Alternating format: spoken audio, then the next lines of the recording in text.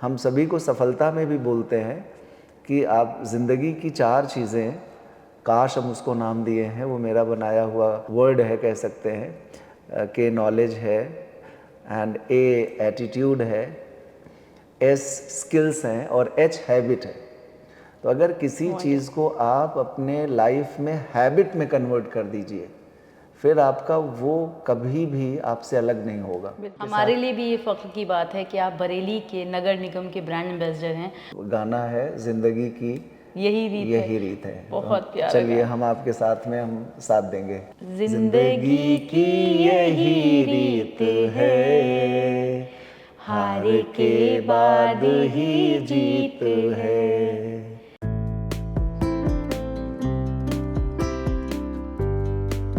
हर दिल हर ज़ुबान विद सबीन में आज हम आपके साथ हैं और आज के हमारे ख़ास मेहमान हैं।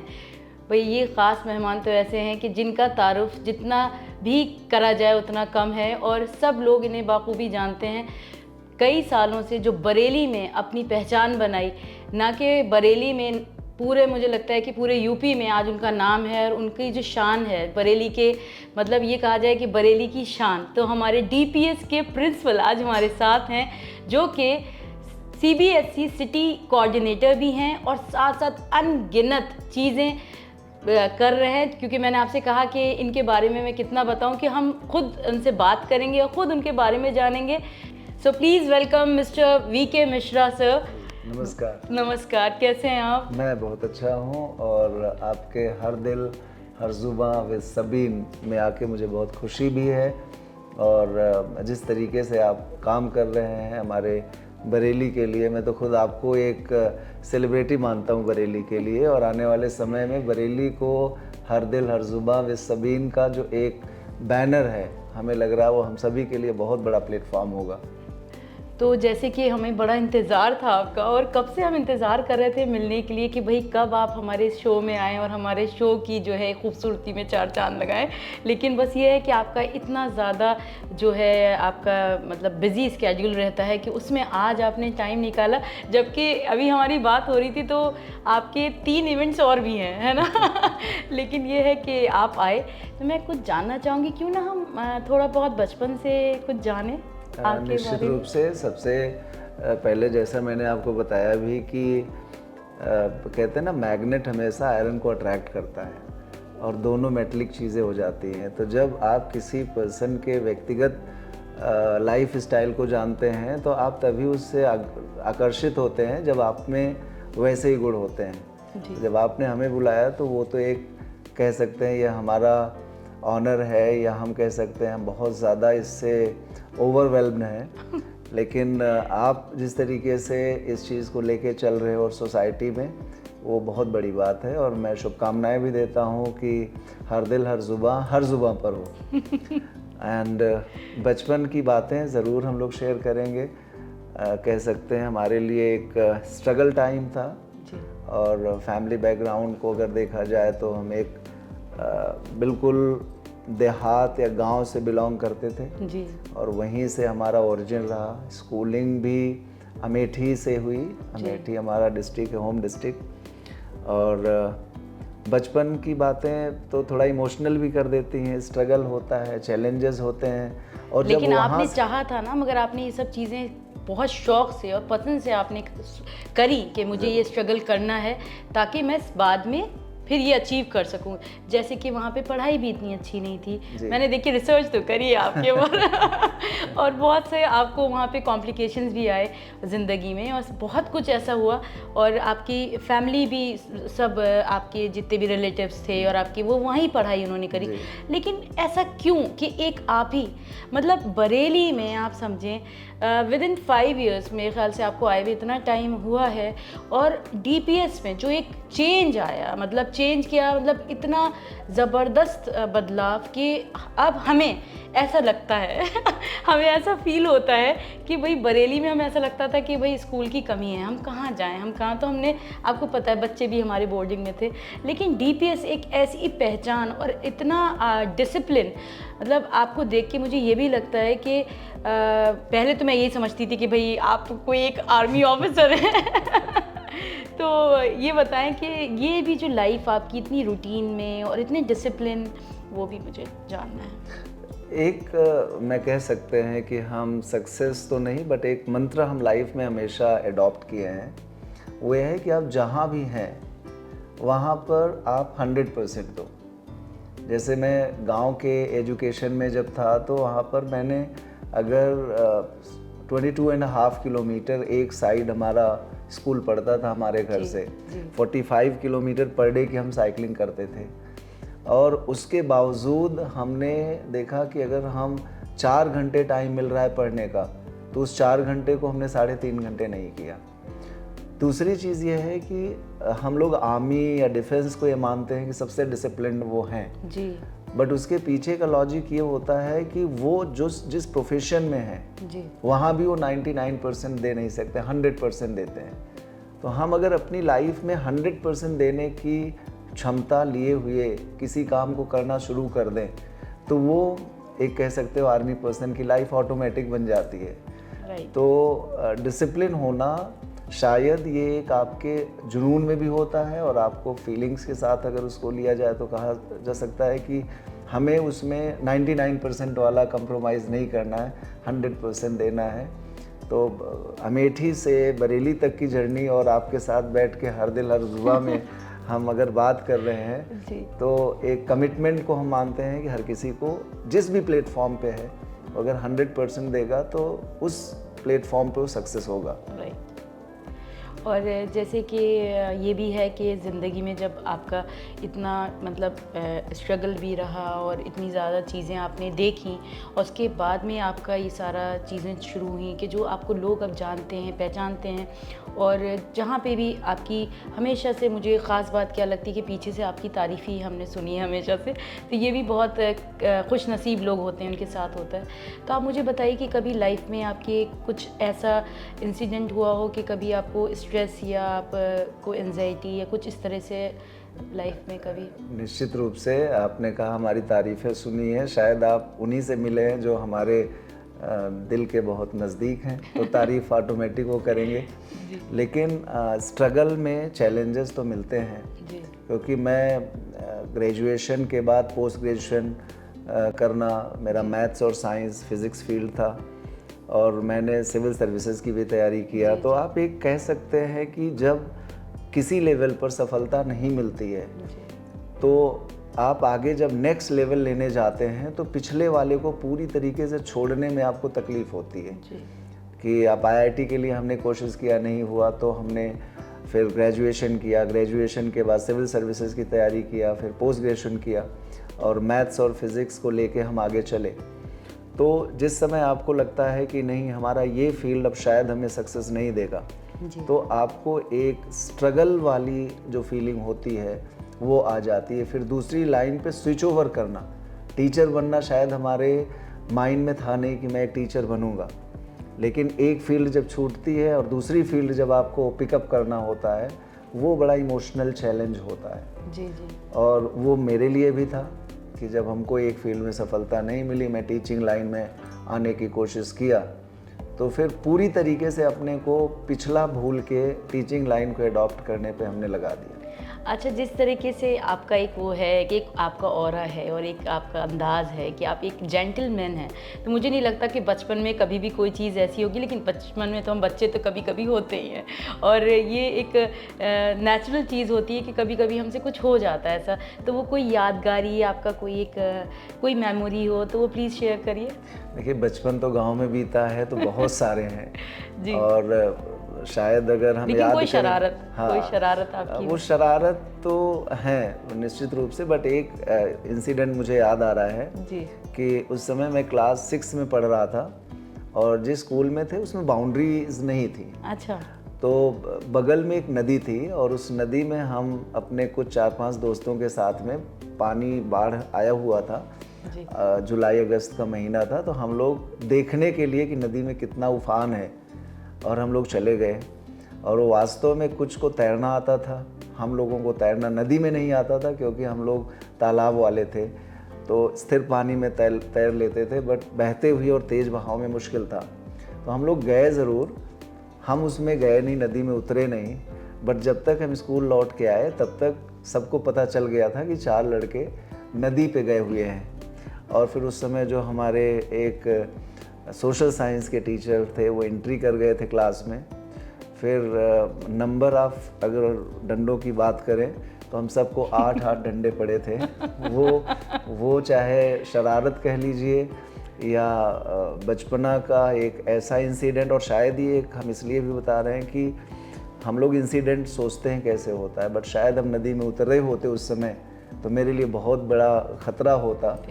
तो ये शरारत भी है और सुझाव भी है कि ऐसी चीज़ों में लोग ना जाएं। क्योंकि कभी कभी क्या होता है जब हम कुछ गलती करते हैं तब भी हमें कोई चीज़ सिखा दी जाती है ना, वो वक्त हमें सिखा देता है कि हमारे लिए ये चीज़। तो कभी कभी ये भी चीज़ें मतलब हमें जाहिर है कि बहुत ज़्यादा एक्साइटमेंट में कुछ नहीं करना चाहिए, तो वो गलत होता ही है, और आप जो थे वो वक्त पे वापस ही पहुंच गए। अच्छा, एक चीज़ और है कि जिस तरीके से मतलब आपको देखा गया है कि आप अपनी फिटनेस का ख्याल रखते हैं, जैसे कि आपकी स्किन ग्लो करती है और जो भी मतलब आपसे मिलता है तो आपके एक चेहरे पे भी मुस्कान रहती है, और ये क्योंकि चेहरा आईना होता है इंसान का। तो मैं ये जानना चाहूँगी कि आपका ये जो लाइफस्टाइल था जो लोगों को मतलब एक सबक देता है और इंस्पायर करता है कि आप जो सुबह से उठते हैं और रात में 9:30 बजे आप बेड पे होते हैं, तो वो कैसे आपका पूरा मतलब उसमें आप कैसे टाइम निकालते हैं अपनी एक्सरसाइजेस के लिए, और ये सब मुझे आप प्लीज़ बताएं। देखिए, ऐसे तो स्कूल टीचर्स के पास में फिटनेस का सबसे बड़ा माध्यम है कि वो जितने ज़्यादा क्लास में खड़े होके टीचर टीचिंग करता है, प्रिंसिपल राउंड्स लगाते हैं, तो फिज़िकल तो वहाँ से उनको फिट हो जाता है। बट मेरा एक थोड़ा रूटीन खुद से बनाया हुआ है कि 5 साढ़े 5 बजे हम बेड से उठना, फिर स्कूल के लिए तैयार होना अभी फ़िलहाल के लिए है, तो मॉर्निंग में कोई बहुत बड़ी एक्सरसाइज हम नहीं कर पाते हैं। स्कूल के टाइम में आप अपने ऑफिस वर्क में होते हैं। बट एक चीज़ मैंने महसूस किया है कि जब आपके माइंड में ये होती है फिटनेस की सिम्टम्स हैं, तो आप एक ऐसा टाइम निकालते हैं कि उसको आप जीना शुरू करते हैं। तो मेरा स्कूल भी रेजिडेंशियल स्कूल है, तो मैं कोशिश करता हूँ कि जो 2 घंटे का टाइम है 4 से 6 वो हम यंग बच्चों के बीच में बिताएं। अच्छा। और यंग बच्चे चाहे क्लास 4 के हों, 5 के हों, 11 के हैं, 12 के हैं, वो बहुत फिट होते हैं। उनके बीच में जब आप जाओगे तो एक रिफ्लेक्शन होता है, और वो रिफ्लेक्शन है कि हमें फिट रहने के लिए वो एक कह सकते हैं कि मोटिवेशन है। हमारे बच्चे हमारे मोटिवेशन होते हैं, और ख़ुद से आप अपने में माइंड मेकअप कर लेते हैं कि नहीं, हमें इस पर्टिकुलर चीज़ को फॉलो करना है। मेरा रूटीन है। हमें नहीं लग रहा है कि जब से हम समझदार हुए हैं हम दिन में कभी सोए हैं, और आज भी है। अगर आप हमको दिन में टाइम भी दे देंगे तो मैं जाऊंगा, बैठ के कुछ काम करूंगा अपने रेजिडेंस में भी, बट ऐसा नहीं है कि हम सो जाएं। तो ये एक हैबिट बन चुकी है, और ये हैबिट शायद हम सभी को सफलता में भी बोलते हैं कि आप ज़िंदगी की 4 चीज़ें, काश हम उसको नाम दिए हैं, वो मेरा बनाया हुआ वर्ड है कह सकते हैं। के नॉलेज है, एंड ए एटीट्यूड है, एस स्किल्स हैं, और एच हैबिट है। तो अगर किसी चीज़ को आप अपने लाइफ में हैबिट में कन्वर्ट कर दीजिए, फिर आपका वो कभी भी आपसे अलग नहीं होगा। बिल्कुल, और आसान भी हो जाती है, बहुत आसान हो जाएगा। अगर आपको, जैसे आपने एक वर्ड इस्तेमाल किया कि आपका चेहरा ग्लो करता है, या आप उसका, मैं सच बताऊं, मुझे कभी नहीं पता है कि ऐसा कभी है। ये आपकी नज़र है शायद हमारे ऊपर जो आप देख रही हैं, लेकिन मैं यही मानता हूं कि जो इंसान आपके सामने आ रहा है, अगर उसको देख के आपके चेहरे पे स्माइल आ जाए तो आप हमेशा यंग और फिट नज़र आएंगे। तो शायद हमारे सामने जब लोग आते हैं तो वो इतने स्माइल हमें दे के जाते हैं कि उससे मैं ऑटोमेटिक फिट हो जाता हूँ। अच्छा, ये तो हमें आपका पता है खैर कि आपको जो है खाने में जो आपकी फेवरेट चीज़ है वो मुझे पता है कि वो क्या है, ठीक है। तो वो तो हमें पता है कि वो आपकी फेवरेट चीज़ है, बहुत सादा, मतलब दाल चावल जो है आपका फेवरेट है, लेकिन वो क्यों है ये मुझे नहीं पता है। तो इसके बारे में बताइए कि इतनी सादा मतलब चीज़ और आपको इतना पसंद से, शौक़ से, किसी की बिरयानी होती है, किसी के कोई और चीज़ होती है, लेकिन आपको दाल चावल पसंद है, सादा तो इसके बाद? देखिए, इसका तो अगर हम कह दें तो कामचोरी सीधे सीधे है। इसके पीछे हम लोग पढ़ाई करते थे जी। तो खुद खाना बनाना होता था, आपको क्लास करने भी जाना है, साथ में मैं ट्यूशन वगैरह भी करता था। जी। तो ये तीनों चीज़ें, खाना बनाना है, खाना है, कॉलेज जाना है और फिर लौट के ट्यूशन्स भी पढ़ाने हैं। जी। तो आप सिंपल खाना जो कम समय में हो जी। जाए और ड्यूरेबल रहे, जी। तो ये रीज़न था शायद कि हम इसका एक नाम और दिए हुए थे तहरी, कि अगर हम दोनों अलग अलग नहीं बना पा रहे हैं दाल और चावल, तो तहरी बन गई। तो शायद वहाँ से ये हैबिट पड़ी, और वो हैबिट जैसा मैंने आपको बताया वो ज़बान का वो टेस्ट ही हो गया कि दाल चावल अच्छा लगने लगा, और आज भी शायद यही वजह है कि दाल चावल अच्छी लगती है। सबसे पहले तो मैं एक चीज़ आपको कॉम्प्लीमेंट करना चाहूँगा, हर दिल हर ज़ुबां विद सबीन। ये एक सूदिंग सा नाम है, हर दिल हर ज़ुबां। पहले तो यहीं से आप विद सबीन जिस तरीके से आपने उसे आगे लेके चल रहे हो, और मैं वास्तव में एक दिल की बात बताएं तो आज के समय में जिस तरीके का काम आप कर रहे हो, जहाँ पर कि सोशल कॉज को आपने प्रायोरिटी दिया, अपने इंस्टीट्यूशन से लेकर या जिस तरीके से आप लोगों को कनेक्ट करके और सोशल कॉजेज़ को इकट्ठे करके और हम लोग तक पहुंचा रहे हो, ये एक यूनिक प्लेटफॉर्म है जो शायद बरेली के लिए, हम सभी बरेली वासियों के लिए एक बहुत बड़ा कह सकते हैं प्लेटफॉर्म आप दे रहे हो। और दूसरी चीज़ ये है कि इतना अच्छा होस्ट इसके लिए दूसरा हो भी नहीं सकता है। तो मुझे लग रहा है कि एक मैं किसी का नाम तो नहीं लूँगा, बट बहुत सारे आज नेशनल चैनल पर शोज़ चल रहे हैं। आप आने वाले टाइम में एक ऐसा शो इसको लेके आगे बढ़ें, हमारी शुभकामनाएं हैं, बेस्ट विशेज़ हैं। और उसके लिए कहीं भी डीपीएस या हमारी आपको कभी भी ज़रूरत है, या जिसमें हम सहयोग कर सकें, हेल्प कर सकें, या अलाइन हो के आपके साथ कनेक्ट हो सकें, that will be our pleasure and my best wishes. हर दिल हर जुबां विद सबीन। मुझे लगता है इससे बड़ा प्लेटफॉर्म बरेली के लिए नहीं होने वाला है। Thank you so much. अच्छा, मैं ये भी आपके लिए जो है, मतलब आप सोसाइटी के लिए भी इतना कुछ करते हैं, और हमेशा देखा गया है कि आपने एक सोशल कॉज पे भी बहुत काम करा है। तो ये जज्बा भी आपका मतलब शुरू से था? आप शुरू से ही ये सारी चीज़ें, मतलब ज़ाहिर है कि आपकी फैमिली में भी आपका जो ब्रॉटअप है, कहीं ना कहीं आपके फादर या कुछ, क्योंकि आपके अंदर भी जो जज्बा है, जैसे कि कुछ चीज़ें तो हमारी मिलती हैं ना जब भी तो हम साथ हैं। तो ये भी प्लीज़ बताएं। देखिए, सोशल कॉजेज़ तो शायद हमारे खून में डेवलप हुआ है जी। और यहाँ बरेली वालों ने मुझे बहुत प्यार दिया है। बरेली में नगर निगम ने हमें अपना ब्रांड एम्बेसडर बनाया है। जी, और मुझे उसकी ज़िम्मेदारी हर पल महसूस होती रहती है कि कोई नाम आपको मिला है तो वो नाम न रह जाए, आप उसके लिए कुछ काम करें। बट इसके बावजूद मैं आपको बताऊं, जो हमारे अंदर से है वो ये है कि कोई भी व्यक्ति या कोई भी आसपास रहने वाला हमसे नाराज़ ना हो और हमारी वजह से दुखी ना हो। मैं इस चीज़ को जब ध्यान में रखता हूँ तो हमें लगता है सेवा भाव, सर्विस ऑटोमेटिक आ जाती है।